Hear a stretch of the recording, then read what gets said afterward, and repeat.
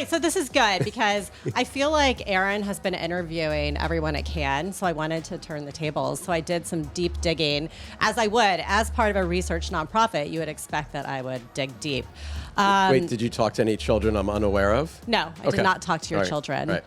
Just your executive assistant. You should introduce them to me at some point if you meet them. I absolutely will. I think I even wrote down your children's names somewhere. So, good. I mean, digging deep here.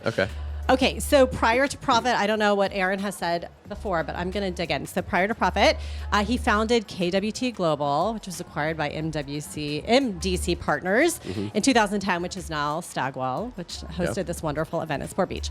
So I'm going to go way back to like childhood. Okay, yes. So you grew up in Tenafly, New Jersey. I did. Along the Hudson River. Yep. Favorite restaurant there? In Tenafly? Yeah.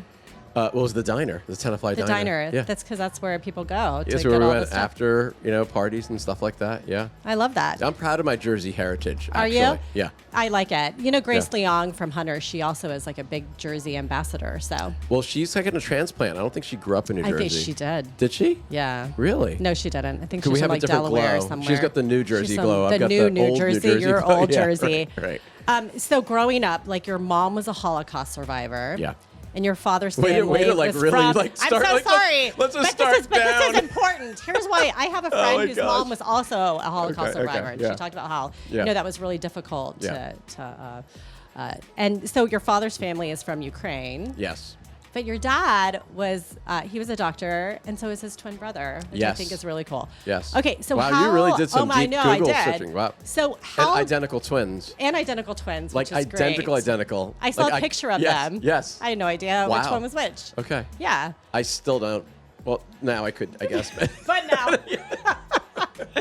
So they used to mess with me when I was a kid. Did they? Yeah. Oh, I totally would too. My uncle would. And they were, do you remember Three's Company? Oh, yeah. Okay. Jack and the... Yes. Yeah. So my dad was John and Herb. And Herb was like the crazy, like the one who would drive like the IROC and have like the chains, like a big high and a Star of David. My dad was like the quiet, introverted one.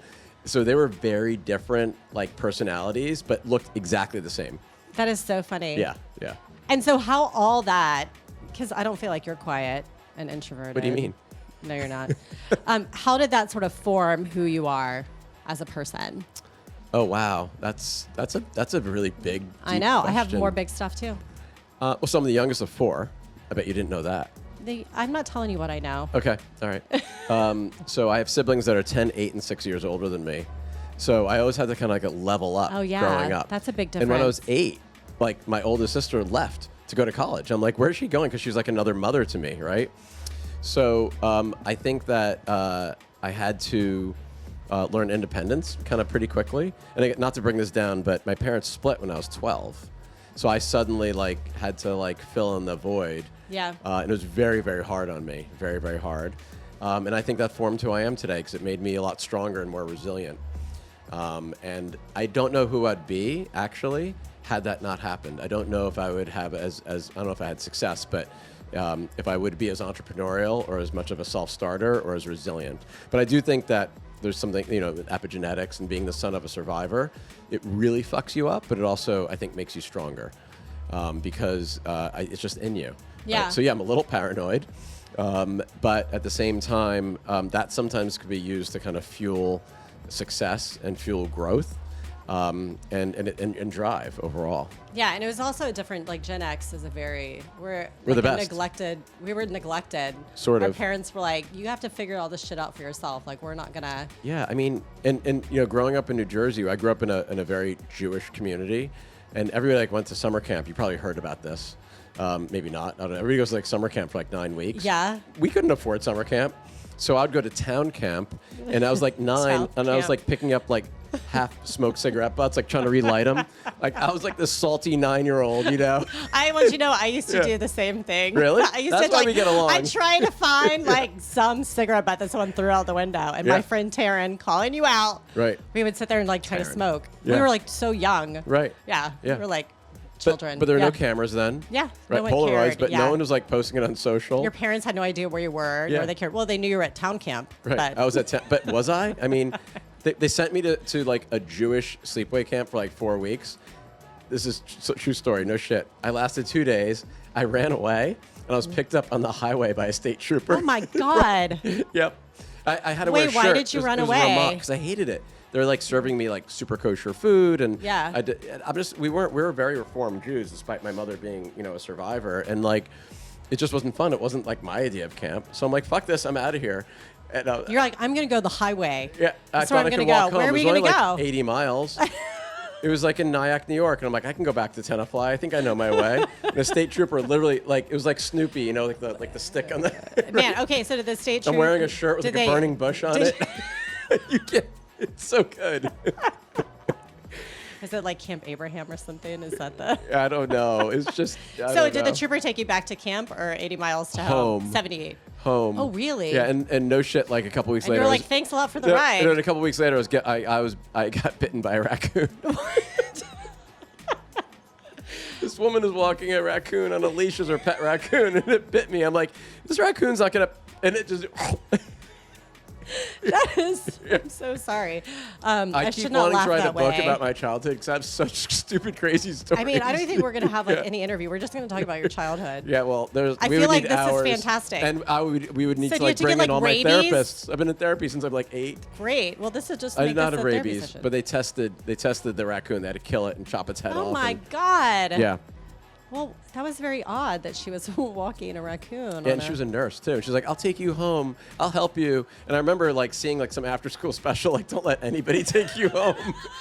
No, that's what they said. Like, Yeah. don't get in a car with a stranger. Right. Who's going to offer you candy or to pet their raccoon? Right. That's So I'm like, gonna I'd bite rather you. die bleeding from like a puncture wound on my leg, or whatever. So yeah, no, it was, Oh my it was God. a good time. Oh my Yeah. God, that's amazing. But you also, I'm gonna just, we were talking yesterday, Yeah. and you said you were also kind of John Travolta, Boy in the Bubble, which if you don't know what that movie is, definitely Google it. And because that is also really important. So tell me a little bit about that. So, I know this is gonna probably upset some people. I was proudly bullied as a child. I was like in the 70s, like if you had asthma, it was still kind of novel. You went to the hospital, like they gave you adrenaline shots and cortisone shots, and you're in the hospital like 5 days. So it's out of school a lot, and kids are fucking mean. So our elementary school had like red and gray squares. And they're like, if you step on the red square, you're gonna get laryngitis. Good. Here I am, almost 55. It's still. Laryngitis. They call me asthma man and laryngitis. Jesus. Kids are mean. They are mean. They're mean. And the best is when I go back to high school reunions, I'm like, who's laryngitis now? That's right, Yeah, bitches. exactly. I was just going to say, I'll let you say. Exactly. There we go. Yeah. So it was tough. But I had my allergist, Dr. Makaba, rest in peace, said the best way to kind of get over this or to manage it, you'll never get over, is start swimming. So swimming saved me. And I love swimming because it expanded my lungs. And I learned how to swim late, but I became a competitive swimmer. That is amazing. Yeah. So then you're, so you're a very proud GWU alum. I am. And then, Raise high. Yeah, there you go. But we're not Woohoo. colonials anymore because apparently that's not okay. It's not cool. We're revs. You're revs. The revolutionaries. Yes, Yeah. yes. Mm-hmm. So I want to talk a little bit about, today we were listening to Billie Jean King. missed Talking it. I'm about so bad I missed- so so good. upset I missed It was it. so good. She was just very amazing. inspirational.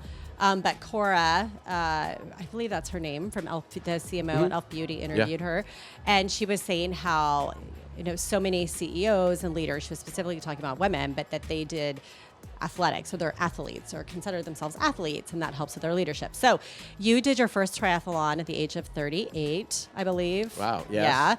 Yeah. And you've done multiple Ironmans. Yes. So tell for people who don't know, even though you see the people doing it, what exactly does an Ironman entail? It's a 2.4 mile swim, 112 mile bike, and then a marathon, 26.2 miles. Which is crazy. And that's where it gets real. Because not anybody, it's not hard to swim 2.4 miles and then bike. But once you go Yes, vertical. it is. I don't know what he's talking Yeah. about. If you were like swim to that barge over there, it's not happening. Every morning. No, That's I what we're would doing be every like, morning this week. I told Aaron earlier, I was like, you have to tie a buoy around me and just tie me to Yeah, him. it would have and been a he good could pull workout. me. You can go right Yeah. behind me. Yeah, that was great. Yeah. No, it's definitely a lifestyle. Very high divorce rate, but I'm still married 28 years later. Yeah, My wife's see? very patient. Not just because of that. She's just a patient woman. But it forgives you. I believe that whatever you do in your professional life or even in your family life, you should have extracurricular activities where you're expanding your brain, you're being humbled, and you're learning new things, and or you're serving a community. So anytime I'd race, it'd be for a charity. My first Ironman was for an LGBTQ community. Actually, it was for a gay prom to raise funds for a gay prom for a nonprofit. Nice. My son just played gay prom in Seattle. He plays guitar in a punk band. It was really cool. And then they honored me. It was really, really nice. I raised $30,000 for their first one. Oh my God, amazing. And it was the New York Ironman, which was one and done because it was a little bit of a shit show. And I'm like, I'm never doing this again. And I did 4 more full distance. But charity is really important, being part of your community. And just, neuroplasticity. Because everything you do outside of your job actually gives you better skills in your job as a leader. I really believe that. It's really, really important. So, no, I don't sleep a lot. But I like to kind of be 360 if I can. So how does that translate? Because you just said like the neuroplasticity, right. And like how does that translate? What can you bring from doing Ironman, triathlons, long swims into the workplace? Pathological optimism. Like there's always a way forward. It might not be easy. You can fail fast, but you have to fail before you succeed. So it takes time. You need to realize that in order to succeed in your job or in your life, you have to actually be repetitious in order to and find ways to kind of in order to scale, right? And also just discipline and process, time management, leading others. So I also became like a triathlon coach, also because it was helpful for myself. But there's so many things that you can, and patience, and even learning how to kind of slow is smooth is fast, right? Slowing down a little bit and thinking versus just. Is that from your first responder training? It is. But it was also like when you're in transition, not that kind of transition, but when you're in transition, going from swim to bike, like you're moving pretty quickly, but you can't move too fast because you can't forget something either. And I can't walk because I just swam 2.4 miles. It's more like you can't run because you just biked 112, and your stomach is like upside down, and you might have gastric issues. Yeah, it's bad. Yeah, it's bad. Yeah, should we talk about that? Because my husband does. He's an ultra guy. He's an ultra guy, and the gastric issues are real. It's real. And it's you have real. No shame. Yeah, you have no shame because yep, that was there's me. other people. I mean, the guy will like step in a horde of bees and like hornets, and they just keep running. Yeah. Where I would be like, I'm out. Have you ever done the New York City Marathon? No, I haven't. So you don't know whether or not you're going to be in the upper level or the lower level of the deck. Yeah. On the bridge. And if you are on the lower level, you're screwed because all these people, for some reason, decide to pee, and the wind sweeps down. Oh, no. And you basically get just covered in pee. It's terrible. It's terrible. And you have no choice. Was that also a one and done? No, I've done 3 New York City marathons. Really? Yeah, I don't think I'll do it. That's an event. It's not a race. And you can't PR in it. Yeah. You can't PR in it. Yeah. My favorite is Chicago. Oh, Cold, really? but so fast. Well, that's good. I feel like I can't run really when it's really hot. I have to have it to be pretty chilly. Yeah, just not 36 degrees. No, not 36. I'm more of like in the upper 40s, low 50s. Yeah, 52 apparently is the perfect temperature for running. See, there we go. From what I understand. I feel like, I get that. I don't know how people can run in like super hot weather. Well, the water here is epic. It's like today it was 74. It's between 72 and 74. But in the ocean, that's actually warm. Yeah. Very comfortable. Yeah, for in sure. In a pool, you'd be like, oh my God, this pool's freezing. Right. But here it's really nice. It's and amazing. plus it's like blazing hot, so that's good. Okay, you want to talk about AI? Sure. Okay, so first maybe tell us a little bit about Profit and what the company does. So the short story is, my background's in PR, corporate crisis. Had my own agency, and then in sometime in like one of my clients, Dataminer, they're a big tech company, one of the early SaaS companies using AI. I worked with a lot of data scientists and even neuroscientists and folks that were building systems that ingest social media data to then predict ground truth, whether or not something's validate something that's happening in the real world. We're like, wow, why can't we look back at past media coverage because journalists, are more predictable. They write in a certain way to predict future media interests, and that's where Profit was born. I pitched the idea to Mark Penn. And we were still new in our relationship because Stagwell and MDC had just merged, and I'm like, should I leave? Whatever. Should I do something else? And back in 2019, I'm like, AI is going to revolutionize PR and comms, probably the world. But everybody's like, what's that? I'm like, trust me. So Stagwell funded an MVP, minimal viable product. We built it. It wasn't great, but it was a start. Also, the technology then wasn't as accessible as it is today, and we were like basically chewing glass for a couple of years. You know, we had a little bit of revenue, but not a lot. We were struggling. And I was still chair of my agency at the time, but sliding out into this full time. And then ChatGPT came along, which wasn't what we were doing because it was generative, not predictive. But then we added generative to it. So it's like, how do I know it's going to be interested in my pitch? How do I make my pitch more interesting? And then Profit got a tailwind, right? We also built an influencer platform for P&G, which was great. And at the same time, we were looking for even a better platform in the market. So about a year ago, almost, we bought a company in Tel Aviv called Leaders, which built influencermarketing.ai. We merged the code bases, and now we have a really strong influencer management, discovery, engagement tool. And then about 6 months ago, we bought a media intelligence tool. Because the rest were point solutions, we needed something that people use every day. Yeah. And because of your favorite topic, miss, dis, and malinformation, Yeah, I can talk it's about not like point solutions, you know, it's not like episodic. So we now have this full suite, 500 people, 9 cities, 4 continents, and we're like the 3rd largest comms tech platform in the world now, behind those who I shall not name, but the ones that everybody knows. Those who shall the Voldemorts. Yeah. So no, but AI, I think, just is a great kind of backstop for instinct, right? And we're trying to replace guessing with knowing in those 3 areas. Yeah, you said that I saw you yesterday speak that, you know, it's important to measure efficacy. It was fantastic. Efficacy and performance rather than speed. Yeah. And I feel like sometimes with AI, we're just very speed focused rather than thinking about the I hate the P word, performance. the productivity word. Yes. It's scary and it's horrible. Like that's not who we are. Yeah. Right? Well, then who are we? I'm not going to say we're storytellers because I hate that. That and authenticity, I can't say that.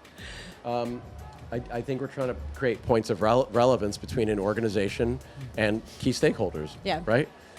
So whether it's a podcaster, a journalist, an influencer, a creator, we're just trying to figure out what that bridge is. And the best way to figure out that bridge is to do a lot of deep research using AI to find those patterns so you can map your narrative, your message points against that. It's that simple, right?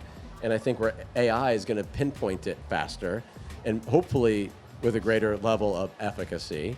And I think that's the value there. I think that's what we're looking at. And of course, be able to identify a trend so we can lean into it, or a threat so we can mitigate against it before we're on our back foot.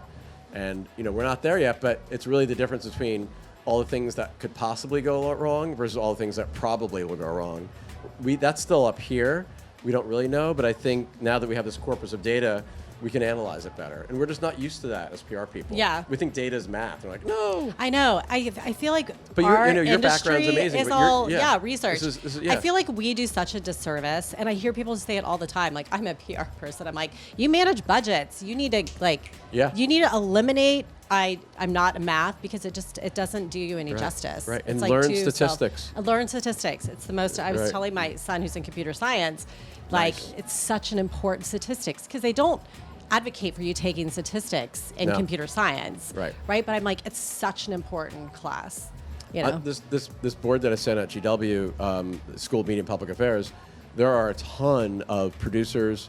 I mean, Dana Bash is on the board, Chuck Todd, formerly, and you know, the thing that they say all the time is that they're trying to find people who can. Who are expert at data visualization, not just writing anymore. Right. Because we're in this post-literate and world. Translating. It's totally different now. Absolutely. Video, right? And that's what people need to think. And AI will obviously impact that with production. For sure. Yeah. Okay.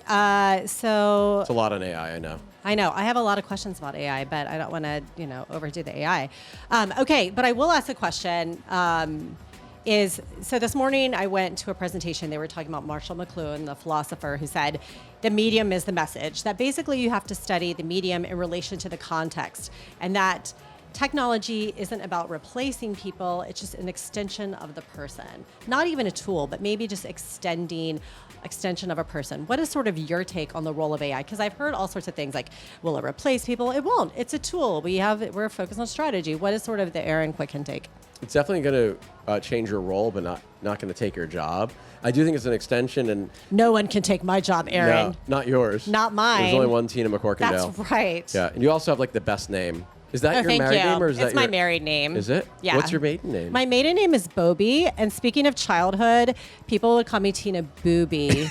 But when I was in grade school, they would call me Tina No Booby. So we all have those child names. Aren't you glad you asked that question? No, I feel better now. So I wasn't the only one bullied and tortured Oh my goodness, that's great. So McCorkindale's an upgrade. Yeah. Okay. It is. So you're Tina of Bobby course. McCorkindale? I just go by Tina McCorkindale. Okay. Yeah. All right. Yeah. Cool. I like that. I might change your name in my phone. Just letting you know. Oh my God, please.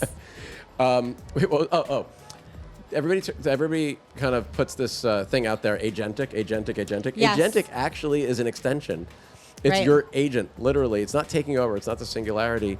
Instead of clicking boxes and filling out filters, you're basically going to have a conversation To do it with your for you, agent yeah. to do it for you. And that's what we've been working on. That's ultimately where we're trying to go. That plus voice skills, and it's pretty cool. Hey, Taylor. Hey, Prophet. Hey, Tina Bobby McCorkindale. Can you please, put a crisis statement together, or give me, examples of other companies who had other government Yeah. enforcement actions, whatever that is.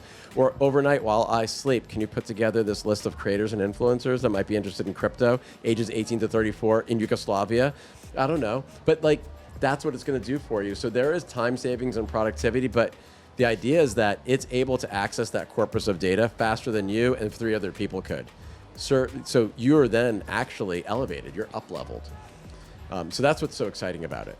So yeah, Marshall McLuhan is still relevant today. I'm excited. Yeah, that All right, goes I have back a to few my more high school days, questions, by the way. Does it? Yeah. I was like, someone brought that out. It was a professor from That's a deep, Michigan, deep and I was pull. like, wow, he's really bringing it. I appreciated it. Is he going to bring quote that Bob academic Newhart too? I sense. mean, that's I like, don't know about Bob, but yeah. I'm Daryl, another brother Daryl. I love it. So good. So good. Okay, so I'm going to ask you some fun questions. Can I ask you some? Not that these aren't fun; they're super fun. Are we good on time? When did we get kicked out?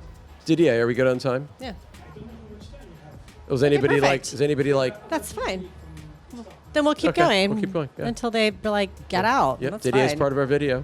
All right. So, in addition to doing all that you do, you're also a volunteer firefighter. I am. I want to hear about that. So it's something I've always wanted to do. I wanted Like to wait. being a firefighter. Be a volunteer firefighter. Okay. Not a career. I'm way too wimpy for that. But I'm very community oriented. So I've been past president of my temple. I've been always doing something. Yeah, I feel like you should always do something for your community because it's who you are and it's a part of your fabric. And I wanted to wait till our kids were out of the house because we're empty nesters now. And when we moved literally over the border from New York to Connecticut, the firehouse, which this one happens to be one of 8 firehouses in our town, this one is the only all-volunteer one, and it's 75 years old. Oh, It's interesting. Engine 6 in Greenwich, Round Hill. And so I applied. I met actually the president of the company and the chief at like a fundraiser like in town. And I'm like, oh, I'd like to be I'd like to join. And it's a lot of work. It's a lot of training. It's also really, really exciting. We're more of a water company than a kind of hook and ladder company because we're in what's called backcountry Greenwich. So there's not a lot of water sources. So we're like, pumping out ponds and like laying lines, into houses and stuff like that. But the training is incredible. What you learn, and it's very, very humbling. And what I love about the firehouse is that you've got people who are like traders at Goldman Sachs. You've got people who are, sanitation workers. Yeah. You've got people who are pavers. You've got folks, who are like salesmen, and you've got me. I mean, it's a huge mix. It's like I describe it like I belong to the YMCA. It's like the YMCA locker room. It's very diverse in terms of backgrounds and jobs and ethnicities. Yeah, that's super cool. And I love that. Do you I love stay it. overnight at the firehouse when you? Only if my wife kicks me out of the house. It's literally a mile from my really? house. That'd be Oh, very so you awkward. can just go or whatever? I'm the first. The scary part is I'm always the first one there. I'm like, where is everybody? Yeah. And I'm like the newbie, so they kind of, they definitely haze me, which I love. I'm a frat boy, and I love being hazed. So there's a lot of like firehouse humor, which, because I'm really like a 12-year-old trapped in a 55-year-old man's body, almost 55. But no, so that we do have quarters, but we're renovating the house. Oh man. Yeah, it's pretty cool. I do look like. I'm going to send a picture of you in my gear. I look like South Park. I want you to look like send Kenny. it to me. It's like, You look like Kenny with like just a little peek out of the hole. It's hilarious. That is fantastic. When I came home, I just had my overalls on. My wife looked at me. She just started laughing. It's really heavy. It's so hot. Yeah, it's so And hot. You can't run. Like you walk like you'd like. You're like basically- you're like in a spacesuit. You walk like you took a dump in your pants. Basically, you walk like this. I mean, it's been a while, but you could, and no one would know. No one would know. Well, because my dad retired. He was like a city firefighter in Pensacola, Florida. That's amazing. And he retired. The from career it. guys are amazing. Yeah, they're Absolutely like amazing. they're kind of grizzled too. Well, They're, like, not all gonna lie though. grizzled When we show up on scene, if I'm first, I literally get knocked out of it. They're like, yeah, you know what you're They're doing. like, you like go direct traffic. I mean, we have a lot of like downed wires, MVAs, Yeah. multi-vehicle accidents, all that stuff. So very few structure fires. But we get about 450 calls a year just in our district. Oh, wow, that's It's a lot. It's a Yeah. lot. Yeah, that's a lot. Yeah, and it's fun. It's just fun. I'm learning how to drive the squad and the engine. Oh, man. Yeah. Oh, that's cool. And yes, I don't. Jamie's gonna ask. I don't need like a phone book so I could see. Like it Did raises Ja- up and God, down. Yeah. Jamie. Yeah. I would Jamie. never say that or think You and might have. then You might have been Jamie. thinking about it. No, I wasn't. Okay. I never once until you were like, Jamie would say it. And I was Yeah. like, that tracks. That is something he would say. Yeah. Okay, what's on your TikTok For You page? It's not. I don't think there's anything. I barely look at it. Why? I just Because don't. let me guess, you don't have time and you don't want to get addicted. I mean, the content is so good. I'll it be the is- first one to say that's how the amazing problem. it I is. know I'm gonna get addicted. See, that's it. So I'm mostly like a LinkedIn Insta guy. Are That's you? it. Not even Facebook that much. But the only time I was on TikTok is my son in his gap year between undergrad and going to med school last summer. He camped the Ring Road in Iceland by himself for 2 Oh, weeks. so cool. This kid's never camped a day in his fucking life. I'm like, why are you doing it? It's like neurotic Jewish father. And actually, I was here at Cannes at the time. And I remember like tracking him and like he literally like pitch a tent. He's next to a hotel. I'm like, what? I'll pay. I'll pay for the hotel. No he's way. Like, he's like, Make I have him to do stay this. outside. Well, he's like studying emergency medicine. Like Oh, he so that's he's like, it, yes. He's like a little bit of an adrenaline junkie, not surprisingly. So what he did though, I should say, he did like a TikTok video every day. Oh, And he they were did? Oh my God, awesome. so great. They were awesome, super cute. I'm gonna send them to you. I would love, yes, They're really because I cute. am on TikTok, so And I he's will kinda watch like a mini it. me, but with more hair. Yeah. But it's really funny. I would love Really to funny. see it. So that's the only time I've really been on TikTok. Really? Yeah, I don't need another TikTok is addiction. so great. I can't. I just can't. Yeah, I'm surprised that more people, because I do this, I'm always like, how many people are on TikTok? Yeah. And usually like younger generation, like they're all on it all the time. Totally. Yes. And My my kids kids are and on it stuff all the constantly. time. Yeah. Yeah. But then when I ask like more mid to senior leaders, like very few of them are using it. No. And they're like, I'll get addicted. Yeah. And I was like, of course, that's the whole point. I know my limits. I just can't. That's good. All right. So music, favorite bands, music, what you love. Oh my God. Well, I mean, Led Zeppelin's one of my favorite Yeah. bands. I know that's like a little No, weird, that's cool. Yeah. But I also love Leonard Cohen. Oh, you Of do? blessed memory, yes. Oh my God, amazing. Yes. Yeah. Like if I need to like get into a mood and actually bring myself not down but like to a level, I'll just listen to some Leonard Cohen. Nice. Yeah, it's very deep and very heavy. Also love Morrissey. Like I like kind of the older stuff. Yeah. Not that I don't like some of the new stuff. I'm not a Swiftie. I'm sorry. I just not. Okay, I'm not- interview's over. I'm sorry. Nope. I like her older stuff. The new stuff, not so much. Not a fan. That's disappointing. Sorry. That's Yeah. I disappointing. love Olivia Rodrigo. Yeah, She's I amazing. do too. She's absolutely amazing. She's really good. I don't love going to concerts though. What? I find that very surprising. I'm a little, I know this sounds strange because I'm a volunteer firefighter, a little claustrophobic, all the people, but I'll go to any baseball game. You ever want to go to a So baseball do game? you like I'm in. I'm a big the Mets Mets? fan. Huge I know Mets you're a fan. Mets fan. And actually, as we're recording this, they've lost like 6 in a row. After winning like 8 in a row. Yeah, They're still number it's one. but still. disappointing. Yeah. So my dad used to do this. He would go into a facility and talk about how it wasn't up to code or fire standards. So I'm walking Noticing home last night exits. to my shitty little apartment that's over something called Gelato Junkie. Oh, I know exactly where that is. By the Yeah. way, there's tons of gelato places. Just don't look but at the I know where windows it is. because Yeah. I don't have any blinds. And that's why it's called Gelato Junkie. It's so bad. So I see like fire activity. I'm like, oh, hope it's not my apartment. My passport's in there. Not like who could die, but my passport's in there. And I'm like hanging out, I'm talking to the guys. Like they're French, I'm not. And I'm like looking at their equipment. I see his tick, the thermal imaging camera. Yeah. And I'm like looking at it to see how different it is. And they've got their tanks and stuff. I'm like, how are they putting it back? And the engines are tiny because the streets are tiny. Yeah. So same thing. I was like, that. And You're, everybody's like, like, why are you hanging-" investigating. My colleagues are like, really? I'm like, yeah, this is kind of cool. Yeah, that's how my dad would be like, Yeah. you can't put a sprinkler right there. And I'm Yeah. like, all right, can we just sit and eat this damn restaurant? Uh-huh. Like they passed inspection. We just Yeah. have to eat this restaurant. Yeah, as a neurotic So, yeah. Jew, being a firefighter is actually awesome. It's really good. Because It gives you the thing. It's built in. Yeah, Yeah. totally. So Leonard Cohen, I'm a huge Rufus Wainwright fan, and so he covers a lot of Leonard Yes. Cohen, and He I think does. his like He does a Cohen's Hallelujah, daughter, I he think. does. Yes. He does. Yes. Yeah, and he also does Chelsea Hotel, which is another great, amazing song that I love. I think his last album, it might have been his last album. You Want It Darker? It's a little dark, but he does. He actually has a cantor singing in it. Oh, really? And the cantor sings Hine Ni, which happens to be. I know you've got a lot of tattoos. right next to my jellyfish sting, right here. Oh, which is nice. on my wrist, it means I am here, or here I am in Hebrew. Oh, I which love that. reminds you to keep you present in the moment. Oh, I Not love pick that. up your phone. You know what I mean? Like Yeah. focused. Staying on TikTok too Yeah, much. but I get chills listening to that song. Chills. Oh, that's amazing. Yeah. It should be our outtake. I know, like right? that, That's the Yeah, thing. right. Okay. Any books, shows that you're watching you recommend? Oh gosh. Recently, well, I just almost finished. I'm almost at the end of it. It's called The Original Sin, the Jake Tapper book about the Bible Oh yeah. administration. How's that?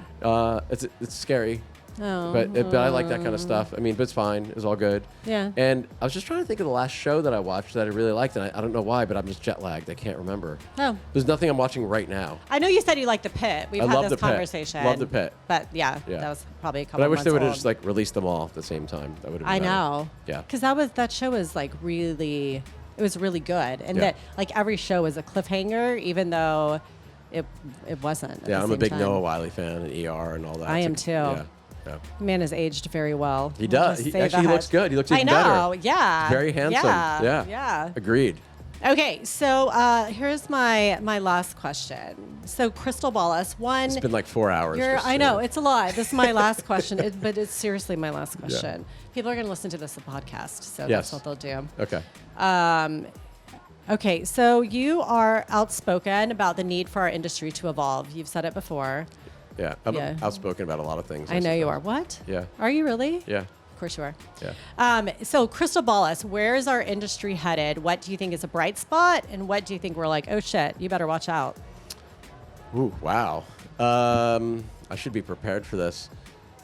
I think where we're headed, and this is somewhat controversial, is I think we're going to see a blending and merging of comms tech providers and agencies becoming one. And you're going to see the bottom fall out with agencies that have not adopted tech or made data, not tech. I don't like the word tech. Data. You don't not like even AI. comtech as a term? Well, but just data, which is your whole background, right? Yeah. Everything's data, words, computing, whatever it is. If they don't have data at the center of everything they do, because they think it's always about relationships, that's old. We're very precious about that. We have to get over that. Those agencies are just going to fall out. They're going to become fossils. It's going to be a slow death, not too painful, but it's going to be a slow burn death. I think that the mid-size agencies, interestingly, right now, are in the best position. They're going to have the most agility to be able to pivot and to be hybridized and to be able to put tech stacks together. It doesn't mean you have to build their own tech, because there's so much out there that wasn't there 4 or 5 years ago. Yeah. That even I would have rethought how I built it, right? They don't have to build it, they have to stack it, and they're going to have competitive advantage. And I think big, large lumbering agencies, they're in trouble. They should actually break up into smaller agencies now. But a lot of them are consolidated. They're consolidating. And they're making a lot of changes, and I feel like they're Right. we don't know what we're. And they're doing it just to kind of pay the man, because Yeah. they have to feed the shareholders. Yeah.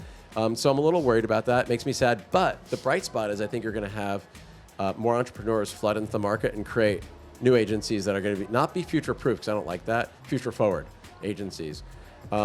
I also think that in general, AI, as long as we don't surrender it to consultancies who can commoditize what we're doing, or to creatives and ad agencies who are going to lose their production revenue, and maybe because of algorithmic, media buying, even their bank, which is the media buying, they're going to try and take it from us. As long as we stave them off, just like we did with social media and creator and influencer, I actually think that our standing will have a greater voice at the table in the C-suite than ever before.